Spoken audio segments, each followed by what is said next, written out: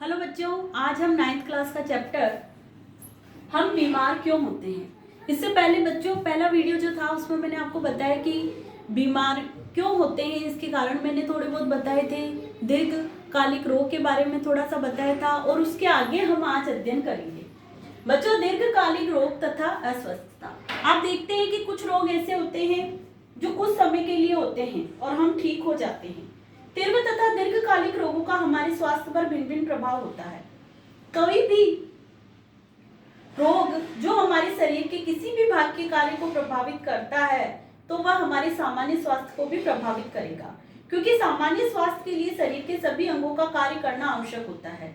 लेकिन जो तीव्र रोग होते हैं बहुत कम समय तक रहते हैं, उन्हें सामान्य स्वास्थ्य को प्रभावित करने का समय नहीं मिलता। लेकिन जो दीर्घकालिक रोग होते हैं वो हमारे स्वास्थ्य को बहुत अधिक प्रभावित करते हैं।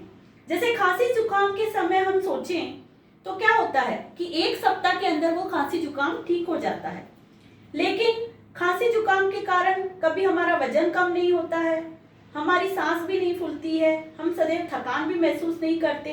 लेकिन जैसे जैसे खांसी जुकाम बढ़ता जाता है, ठीक नहीं होता है 7 दिन के अंदर, तो फेफड़े संक्रमित हो जाते हैं, थकान भी आने लग जाती है, सांस भी फूलने लग जाता है, वजन भी कम हो जाता है। यानी कि ये जो रोग होते हैं वो तीव्र और दीर्घकालिक रोग होते हैं। और दीर्घकालिक रोग जो होते हैं बहुत अधिक समय लेते हैं और हमारी शारीरिक स्वास्थ्य को बहुत अधिक प्रभावित करते हैं। तो दीर्घकालिक रोग जो होते हैं वो अस्वस्थता का मेन कारण होता है।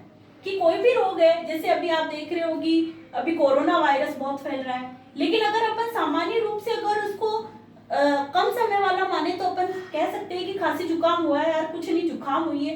लेकिन वही जुकाम और खांसी जुकाम बहुत ज्यादा समय तक रहे, यानी कि 14 दिन के बाद में भी रहे, बुखार भी आती रहे, सांस भी फूलती रहे, तो वो कैसा रोग हो गया? दीर्घकालिक रोग हो गया और उसमें हमारे स्वास्थ्य के ऊपर बहुत ही अधिक प्रभाव पड़ता है। फिर अपन अगला पॉइंट लेते हैं रोग के कारण। जब हम रोग के कारण के विषय के बारे में सोचते हैं तो हमारे अंदर बहुत सारे विचार आते हैं। एक उदाहरण हम लेते हैं, यदि कोई छोटा बच्चा पतले दस्त से ग्रस्त है, यानी कि उसको डायरिया हो रहा है या उसको पतली सी दस्त हो रही है, इसका कारण हम मान सकते हैं कि वायरस है। इसलिए इस रोग का तत्कालिक कारण वायरस हो सकता है। लेकिन ये वायरस आया कहाँ से? क्या दूषित जल पीने से आया या किसी चीज के खाने से आया?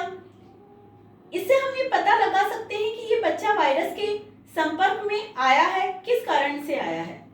तो इससे हम जैसे अब उसका कारण पता चल गया तो हम उसका इलाज भी आसानी से कर सकते हैं कि क्योंकि ये वायरस के कारण हुआ है, बैक्टीरिया के कारण हुआ है या अन्य किसी चीज के कारण हुआ है, तो हम उसका इलाज कर सकते हैं। ठीक है,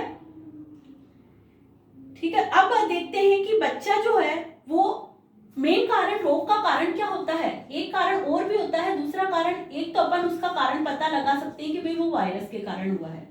दूसरा, उसके अंदर पोषण, अगर वो उचित मात्रा में खान पान का ध्यान नहीं रखेगा, उचित मात्रा में पोषण का ध्यान नहीं रखेगा, उचित मात्रा में vitamin A B C D E का ग्रहण नहीं करेगा, प्रोटीन का ग्रहण नहीं करेगा, कार्बोहाइड्रेट का ठीक ढंग से ग्रहण नहीं करेगा, तो क्या होगा? उसके अंदर कुछ कमियां हो जाएगी और वो कमियां किसको उत्पन्न करेगी? वो कमियां उत्पन्न करेगी रोग को, तो वो रोग का कारण बनेगी। ठीक है, तो पोषण भी रोग का कारक हो सकता है।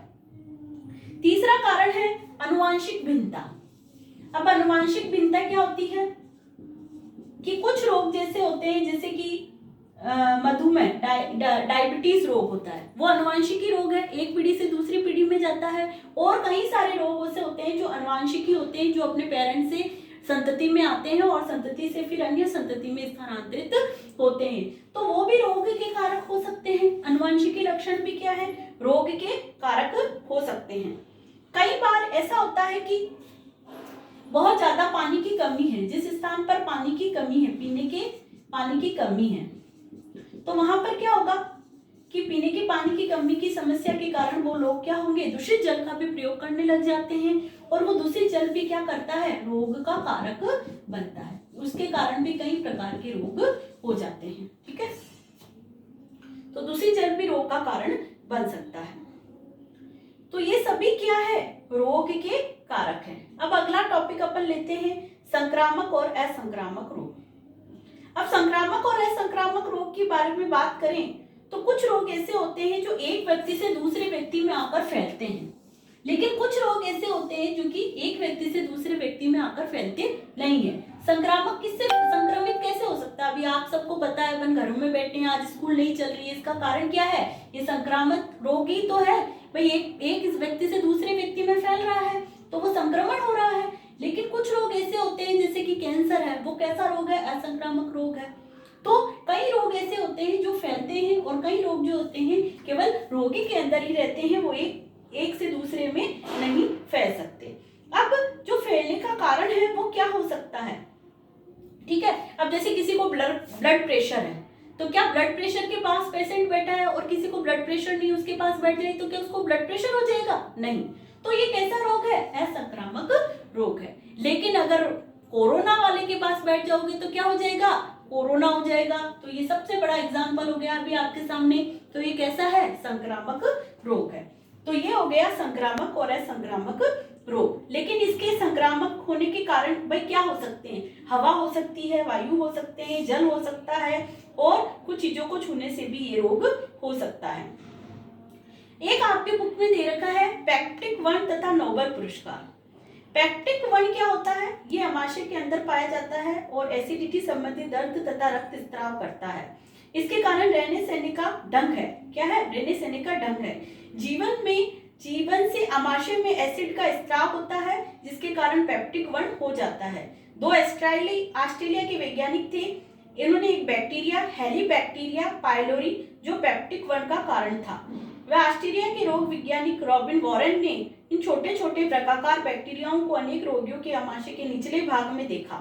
मैरी मार्शल एक चिकित्सक ने वॉरेन की खोज में उन्हें बैक्टीरिया के कारण संवर्धन में उन्होंने सफलता प्राप्त की। अब एक रोग के बारे में आपके बुक में एक छोटा सा दे रखा है कि भाई पेप्टिक वर्ण क्या होता है। आप देखते हो कि कभी कभी हमारे पेट के अंदर दर्द होता है, हमारे यहाँ पर इतना दर्द होता है कि हम डॉक्टर के पास जाना पड़ता है। तो डॉक्टर ये पूछता है क्या खाया आपने, तो वो खाने का रीजन पूछता है, यानी कि अपन कुछ एसिडिक चीजें खा लेते हैं, जिसके कारण क्या होता है कि खट्टी डकारें आने लग जाती है और उल्टी होने लग जाती है, खाना अच्छा नहीं लगता है। तो डॉक्टर क्या कहता है? आपको तो एसिडिटी बन गई है। वो एसिडिटी का कारण क्या है? एसिड का बनना। वो पेप्टिक वर्ण के अंदर वो बताया था कुछ वैज्ञानिकों ने, और उन्होंने ये बताया कि किसी बैक्टीरिया के कारण होता है, और उनमें सफलता भी मिली थी। ठीक है, तो बच्चों ये हो गया संक्रामक रोग के बारे में। अब अपन संक्रामक रोग के बारे में मैंने आपको बता दिया कि बहुत सारे रोग जो होते हैं संक्रमण के कारण फैलते हैं। उन रोगों के नाम और वो रोग किस कारण से और क्यों होते हैं वो मैं आपको अगले वीडियो में बताऊंगी। और हाँ बच्चों, इसके जो क्वेश्चन आंसर है वो आपको अपनी कॉपी के अंदर करने हैं। ठीक है, क्वेश्चन आंसर आपको कॉपी के अंदर करने हैं। इसमें आपको शॉर्ट टाइप और लॉन्ग टाइप दोनों टाइप के क्वेश्चन भेज रही हूँ मैं आपके, और वो आपको सारा कॉपी के अंदर करना, और इसके कुछ नोट्स भी मैं आपको भेज रही हूँ, वो भी आपको कॉपी के अंदर उतारने हैं। ठीक है, धन्यवाद।